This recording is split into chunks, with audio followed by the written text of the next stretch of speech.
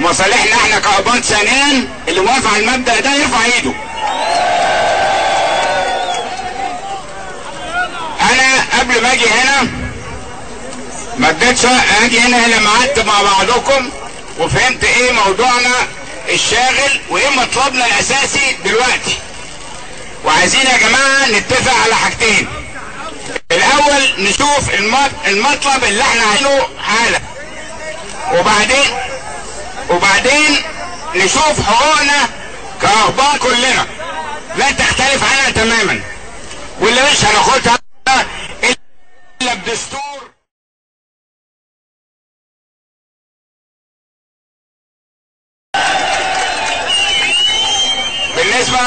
بالنسبة المادة 2 والمادة 3 وكل المواد هتتغير في دستور يبقى اساسه ان احنا هنرفع راسنا زي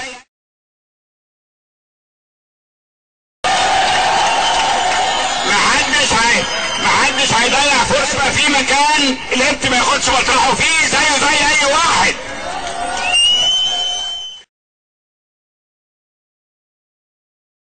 تكوين الشعب ده للاسف اللي هي ما زالت مصره على التمييز موجوده. الناس دي ما مشيتش. الناس دي مش هيتم معاهم التعامل الا في اطار قانوني مؤداه الدستور اللي جاي. الدستور ده هو الحاجه الوحيده والضمانه الوحيده اللي هتكون لكل المصريين عشان ياخدوا حقوقهم، واحنا كأقباط مصريين نتساوى في الحقوق اللي المصريين كلها هياخدوها. ما بيهمنيش اللي عايز يصدق يصدق واللي ما بيصدقش ما يصدقش، عشان لسه راجع من الولاد هناك عند التلفزيون يعني حالتهم ثوره غير طبيعيه، وبالتالي هيبقى يعني صوت العقل هياخد مننا وقت معاهم يعني. فارجو ان ما يكونش الوضع ده هنا عشان هنا اسهل. انا جاي يعني لسه اتشدت هدومي والجيش طلعني وجيت وقصه يعني. فابتدوا عملوا تعديلات في الدستور القديم ده على اساس ان التعديلات دي تتيح ان تعمل انتخابات تشريعيه عشان هم يمشوا خلال ال6 اشهر دي، لان هم حاسين ان المساله ممكن تفلت منهم، وانا مقتنع ان المساله ممكن تفلت منهم. وحصل اخطاء يعني، طبعا الاخطاء دي اللي حصلت يعني في رايي الشخصي اهمها انهيار جهاز امن الدوله ده الكريه، لانه كان المفروض الدول لما بتيجي تعمل ثوره وعايزه توصل لبر الامان ما بتهدمش كل حاجه مره واحده بالمنظر اللي حصل ده، لان الجهاز ده على كل الموبقات اللي كانت فيه، على كل البلاوي اللي كان بيعملها، في جزء فيه بالفعل كان امن دوله. طبعا هو اتحول في الاخر ان معظمه ما كانش امن الدوله، كان معظمه امن الرئيس والنظام، الا ان الجزء بتاع امن الدوله ده يظل جزء خطير جدا مهم جدا لحمايه البلد. فالتفكك اللي حصل والانهيار اللي حصل لهم دول النهارده، دول 70,000 واحد كانوا في عز ثروتهم وعز مجدهم، النهارده عندهم احساس انهم مطاردين وقد يقدموا لمحاكمات اللي عذب فيهم واللي عمل واللي اتجسس واللي عمل، وبالتالي اصبحوا في وضع زي الكلب المجروح. وبالتالي هو هيدافع عن بقائه وعن حاجته، ما عندوش حاجه يخسرها. قال لك لو جابوني يحكموني النهارده ما انا هروح في ده هروح فهولعها بقى. فممكن يكونوا اداه النهارده في ظل اللي بيحصل ده للتوليع، خاصه على النظريات اللي انا مش مصدقها، يعني ان هم اللي راحوا فجروا كنيسه القديسين والكلام ده. انا مش مصدق النظريه دي وما اعتقدش انها حقيقيه، لكن في ظل النظريات دي ممكن بقى تبقى كل حاجه.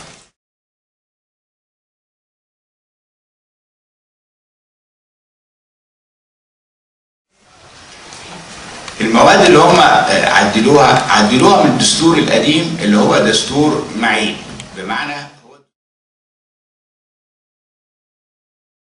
والماده الثانيه والكلام ده كله. اذا احنا بنقول دلوقتي طب انت جيت ترقع وغيرت 5 مواد وهتجيب تنتخب انتخابات تشريعيه في ظل دستور معيب، انت اساسا اوقفت العمل بيه، اكنك بتعمل كده. فالكلام على عنصر الوقت وكده، انا قلت لهم يا عنصر الوقت فيه؟ قال لك عشان هتعمل انتخابات بالرقم القومي وعلى ما توضب وتنقل من نظام لنظام. قلت لهم انا اخلص لكم النظام ده في 60 يوم من اوله لاخره، والبطاقه فيها باركود وهعمل لكم كل حاجه. والموضوع النهارده انا عندي فريق كامل بيشتغل دلوقتي بيعمل كل الحاجات اللي لازم تتعمل عشان نعمل سيستم كمبيوترايزد بس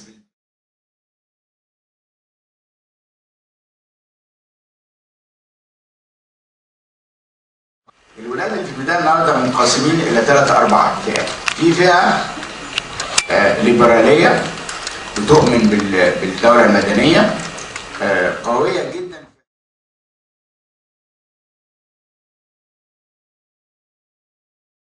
في حزب وحيد من الاحزاب اللي هي كانت موجوده قبل الثوره، اللي هو بعتبره انا بجانب حزب الوفد طبعا رغم الافساد يعني التفكيك اللي حصل في هذا الوقت، اللي بعتبره انه كان حزب محترم، مبادئه كلها بالظبط زي الفريق الاولاني بتاع الشباب اللي هو حزب الجبهه الوطنيه اللي هو بيرأسه الدكتور اسامه غزالي حرب.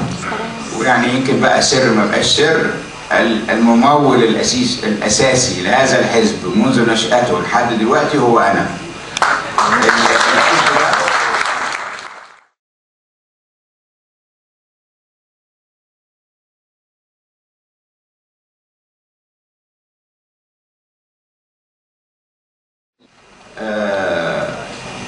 انا عن نفسي ما يعني حاليا بفكر في ان انا يا اما انضم لحزب الجبهه اللي انا اساسا كنت داعم وراه وكده، او ان انا استغل الفرصه بتاعت، لان مبادئي هي نفس مبادئ حزب الجبهه الوطنيه، ما ملهاش معنى ان انا ابتدي حزب جديد، الا ان انا فكرت ان انا ممكن اعمل حزب، عشان انا بصراحه عندي شعبيه عند المسلمين اولا وعندكم ثانيا، وعشان انا عايز استغل الشعبيه دي في ان انا اقوي التيار الليبرالي العلماني اللي مع الدوله المدنيه، اللي مع الاقتصاد الحر، اللي عنده حس اجتماعي.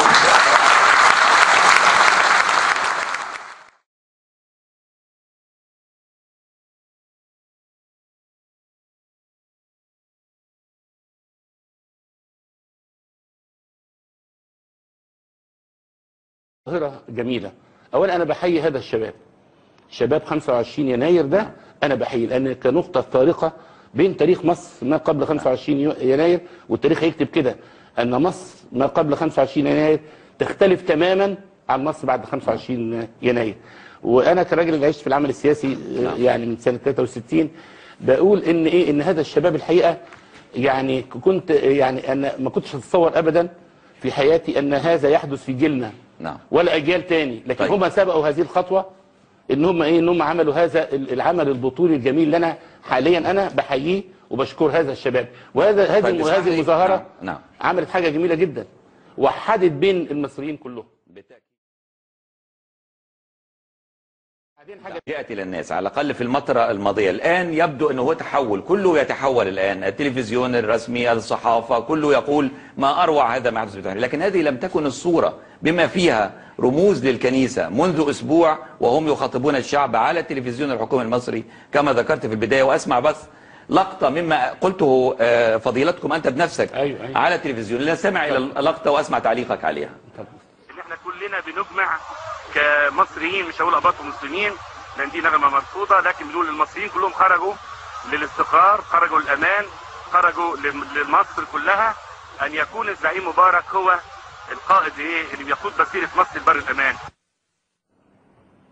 انا طبعا يعني زي ما بيقولوا شرف لا ادعيه، يعني يعني طبعا الكلام ده انا قلته ومقتنع بيه. واول حاجه احب اوضح حاجه، انا لما قلت هذا الكلام باقتناعي الكامل ان احنا ما بنبصش لشخص رئيس مركز كشخص، احنا بنبص له رمز الاراده المصريه. ليه؟ لانه لما نبص كده لخريطه العالم كلها حوالينا